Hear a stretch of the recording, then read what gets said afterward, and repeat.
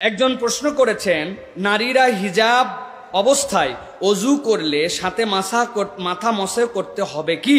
এটি দয়া করে জানাবেন। প্রিয় ভাইয়েরা, আল্লাহ কোরআনুল কারীমের মধ্যে বলেছেন অজুর ফরজ 4টা।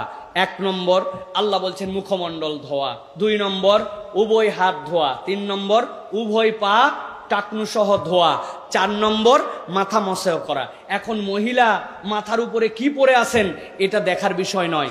অজুর ফরজ আদায় করতে হলে আপনার মাথার 1/4 উপরে মসেও করতে হবে। মাথা মসেও পুরাটা করা সুন্নাত, কিন্তু আপনার সুযোগ নাই একটা হিজাবের কোনাতে ঢুকায়া, পিছন দিকে ঢুকায়া, অথবা কোনো একটা অংশ, এদিকের কিছু অংশ, মানে আপনার মাথাটা যদি খুলিটা পুরা 4 ভাগ করা হয়, তার 1 ভাগ পরিমাণ হাত ছুঁয়ে গেলেই আপনার অজু আদায় হয়ে যাবে। কিন্তু টাইট করে হিজাব পরা আছে জন্য হাত ধুলেন, মুখ ধুলেন, পা ধুলেন, কিন্তু মাথা মসা করলেন, উপর দিয়ে ডলে নিলেন, আপনার অজু আদায় হবে না। এই মাসালাটা আপনাকে ভালো